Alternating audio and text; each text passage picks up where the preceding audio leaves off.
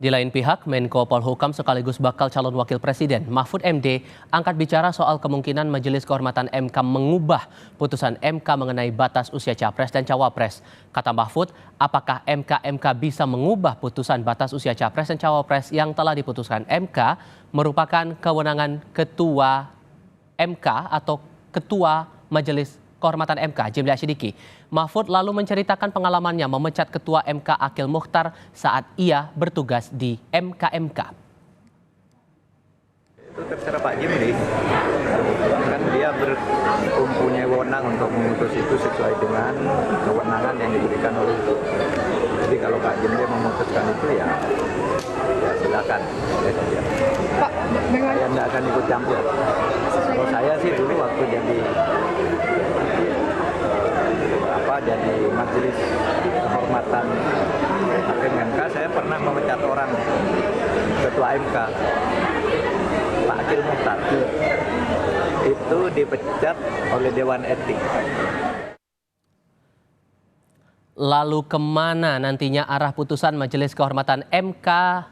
Apakah hanya menjatuhkan sanksi etik kepada hakim Mahkamah Konstitusi yang terlibat atau putusan MK sampai membatalkan putusan atas gugatan soal batas usia capres dan cawapres ini? Kami diskusikan bersama dengan para narasumber. Bergabung saat ini salah seorang pelapor dugaan pelanggaran etik Ketua MK Anwar Usman dari PBHI, Julius Ibrani, dan Wakil Ketua Umum Partai Gerindra Habibur Rahman. Keduanya sudah bergabung saat ini melalui sambungan Zoom. Hadirnya Habibur Rahman yang berkepentingan agar bakal capres Prabowo Subianto bisa terus melaju di Pilpres bersama bakal cawapres Gibran Rakabuming Raka. Mas Julius, Bang Habib, selamat sore, apa kabar? Selamat Terima kasih sudah bergabung bersama kami. Saya ke Anda dulu, Mas Julius. Gugatan Anda bersama dengan teman-teman PBHI ini meminta agar ada sanksi terhadap hakim MK atau sekaligus meminta putusan MK soal usia capres-cawapres ini dianggap tidak sah? Betul, jadi saya boleh jelaskan begini. Kami dalam melaporkan itu membagi ke dalam 3 klaster. Pertama soal administrasi, yang kedua juga soal formil, dan yang ketiga adalah soal substansi, ya, material. Kami melihat dari ketiga klaster tersebut sebetulnya harus dipandang membuat permohonan ini batal sejak awal dan tidak dapat diperiksa. Kami kasih contoh begini, misalnya kami temukan bahwa permohonan perbaikan yang kemudian secara resmi dipublikasi oleh Mahkamah Konstitusi ternyata tidak ada tanda tangan dari kuasa hukum.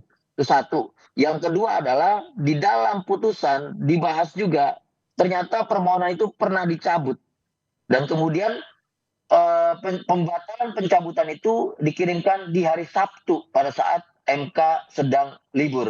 Dalam pembahasan seharusnya menurut PMK, ya, peraturan Mahkamah Konstitusi, itu harus dikeluarkan penetapan, gitu. Harus dikeluarkan penetapan untuk memastikan apakah perkara ini jadi dicabut atau tidak. Itu dulu, gitu. Bahkan di dalam pembacaan putusan kemarin, ya, dalam risalah juga persidangan kami baca di sana, si pemohon prinsipalnya langsung juga tidak tahu bahwa permohonannya telah dicabut lalu tidak didaftarkan ulang lagi.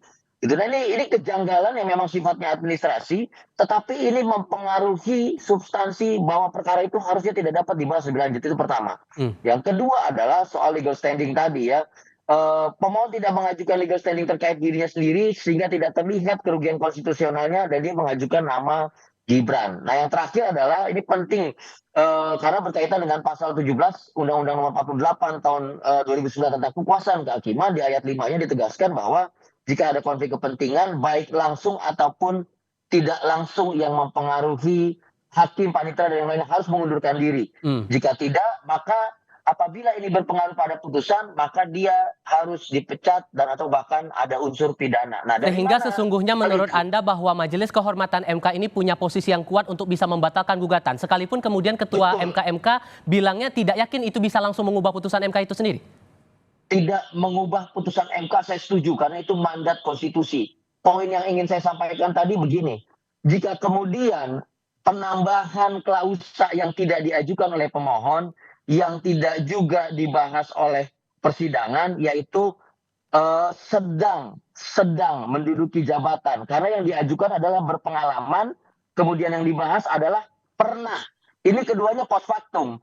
Artinya tidak bisa oleh kepala daerah yang sedang menjabat. Tahu-tahu ada penambahan klausa sedang. Sedang ini artinya, Mas, Oke. ya pada saat dia dilantik 1 jam kemudian dia majukan diri sebagai cawapres juga dikatakan sedang. Lalu di mana? Oke. Makanya kami ingin melihat ada relasi antara pelanggaran kode etik ini yang berat yang mempengaruhi substansi putusan. Jadi itu harus dilihat secara berkesinambungan gitu. Oke, tahan di situ dulu, Mas. Saya ke Bang Habib kalau begitu. Ini kan karena gugatannya tidak hanya menyasar kepada hakim konstitusi, tapi juga masalah putusannya nih Bang Habib. Putusannya ini masih membuka peluang bahwa ini akan digugurkan karena ada gugatan di situ. Putusan 90 ini dibatalkan saja. Anda merasa terganggu tidak dengan banyaknya gugatan yang meminta untuk putusan 90 itu dicabut? Karena ini masih akan berpengaruh pada nama Gibran Rakabuming Raka yang maju. Sudah selesai Anda bertanya begitu panjang? Karena ingin memastikan dulu posisi dari Koalisi Indonesia Maju yang mengusung. Panjang sekali, udah selesai belum? Ya udah, kalau mau ngomong terus silakan. Oke, silakan.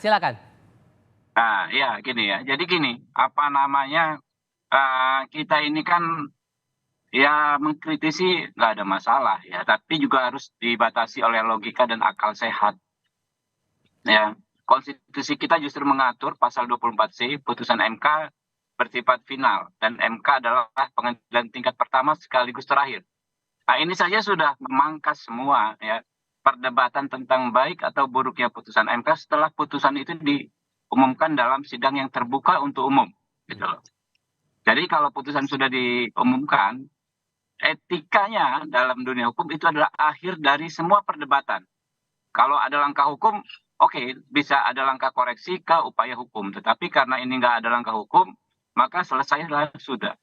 Yang kedua, ya, menurut saya hakim dimanapun, ya, termasuk hakim MK, tidak bisa dipersalahkan dalam konteks kode etik terkait putusan yang sudah dia buat. Sebaik apapun putusan, seburuk apapun putusan, ya, kalau sudah dibuat, ya itulah yang harus kita hormati. Nggak bisa dipertanyakan prosesnya dan lain sebagainya. Kalau majelis etik dimanapun, kita tahu ya bahwa etika itu harus berdasarkan tindakan yang konkret, penyidikan terhadap etika. Misalnya, ya biasa kita melaporkan hakim ke Komisi Yudisial, dia dengan pihak pemohon bertemu di tempat yang tidak pas, bukan di pengadilan, tetapi di tempat yang lainnya, ya, atau dia menerima sesuatu, gitu kan ya. Jadi jauh sekali, Mas, ya. Kita acuannya sudah banyak soal penegakan etika di Mahkamah Konstitusi. Anda ingat ya, tentu ingat Anda kasus yang namanya Patrialis Akbar. Yeah. Kasus yang namanya Akil Mukhtar. 2 orang tersebut dipidana bahkan ya karena menerima suap terkait perkara yang ditanganinya. Kalau Akil Mukhtar kan terkait beberapa pilkada, Gunung Mas, kemudian yang di Banten itu, lalu di Sumatera Selatan ya. Kalau Patrialis Akbar terkait uji materi Undang-Undang Peternakan dan Kesehatan Hewan. 2 orang tersebut secara sah dan meyakinkan diputus bersalah. Melakukan tindak pidana korupsi ketika menangani perkara di Mahkamah Konstitusi. Apa lantas perkara yang ditangani tersebut dibatalkan? Tidak ada kok, gitu kan? Begitu juga soal misalnya Hakim Konstitusi Arief Hidayat, ya, yang 2 kali ya, Arief Hidayatnya orang ini 2 kali dihukum oleh Dewan Etik ya. Yang pertama soal KTP LC, yang kedua soal ketika dia bertemu, ya, disebut bertemu dengan anggota DPR pada saat seleksi untuk terpilih kembali sebagai anggota hakim konstitusi.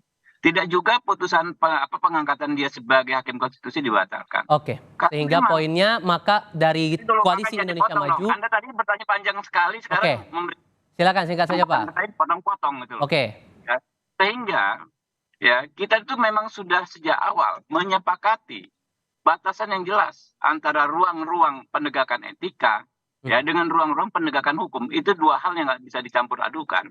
Makanya kalau masyarakat ya ada pendapat soal kejanggalan, soal tadi lagi bolak-balik Pak Alamsyah tadi dipakai soal open legal policy. Ya monggo disampaikan dan di Mahkamah Konstitusi ini Mas, semua orang Oke. ya bisa menyampaikan yang namanya permohonan menjadi pihak terkait. Ya. Artinya apa? Bisa intervensi ke dalam perkara yang sedang Baik. berjalan. Nah, sepanjang belum diputus, silahkan semua menyampaikan pendapat, menyampaikan bukti. Ada kejanggalan A sampai Z silahkan. Tetapi begitu diputus, maka konsekuensi kita sebagai negara demokrasi, Baik. konsekuensi kita sebagai negara hukum, konsekuensi kita memiliki MK sebagai aparatus reformasi, kita format gerak. Baik. Siap laksanakan putusan MK tersebut. Oke, kalau sebagai pelapor Bang Julius, Anda masih tetap yakin bahwa putusan 90 itu harus digugurkan dan dianggap tidak sah? Tadi yang saya katakan, makanya saya katakan begini, penting untuk menelisik lebih lanjut apakah pelanggaran etika dan perilaku hakim konstitusi ini oleh Anwar Usman ini yang menjadi dasar dalam mengambil sikap dan putusannya yang kemudian dituangkan ke dalam putusan. Itu yang menjadi titik utama sehingga dapat menjawab persoalan kenapa ada klausa yang tidak diajukan, yang tidak dimohonkan, tidak dibahas, lalu muncul sebagai penambahan dan itu yang menjadi dasar Gibran Rakabuming bisa menjadi cawapres. Posisinya di situ. Jadi kalau itu menjadi faktor dan itu bisa dibuktikan dan hanya MK sajalah yang bisa membuktikan karena kaitannya dengan risalah rapat permusyawaratan hakim, itu menjadi bukti bahwa perkara ini, putusan ini itu perlu untuk dinyatakan tidak sah atau bahkan diuji ulang melalui permohonan yang sama ke Mahkamah Konstitusi. Poinnya di situ. Jadi tidak serta-merta, saya juga tidak setuju. Tadi saya katakan konstitusi mengikat putusan MK final and binding, jelas.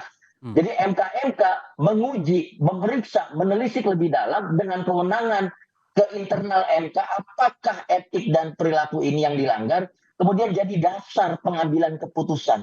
Itu yang perlu kita telisik dan itu yang kami sampaikan kepada Ketua MK dan anggotanya Prof. Jimli Sidiki, gitu. Bang Habib, walaupun kemudian masih tetap yakin bahwa tidak bisa langsung langsung diputus bahwa putusan 90 ini bisa gugur begitu, tapi di sisi lain dari para penggugat masih mempertanyakan soal profil Anwar Usman yang juga bagian dari keluarga Presiden Joko Widodo. Ditambah Ketua MK masih menemukan beberapa kejanggalan dari Gerindra secara partai begitu masih tetap yakin bisa mengusung nama Gibran sekalipun dengan banyaknya dugaan kejanggalan atas putusan 90 itu tadi. Ya, justru dalam kode etik dan perilaku hakim konstitusi yang tentu saja secara logika juga mengikat kepada anggota Mahkamah Konstitusi ya, bahwa hakim tidak boleh atau hakim harus independen terhadap tekanan publik dan media massa. Jadi apa yang Anda sebut pendapat publik tersebut kan bukan satu-satunya ya. Orang yang melaporkan persoalan ini ke MK kan hanya beberapa gelintir. Tetapi orang yang juga yang berposisi sebaliknya, yang mensyukuri putusan MK, yang berterima kasih terhadap MK, yang menganggap putusan MK tidak ada masalah, justru memberikan hak kepada kaum muda untuk mempunyai representasi dalam kontestasi Pilpres, juga sama banyaknya. Bahkan bisa jadi lebih banyak. Kita nggak ada yang tahu, gitu kan.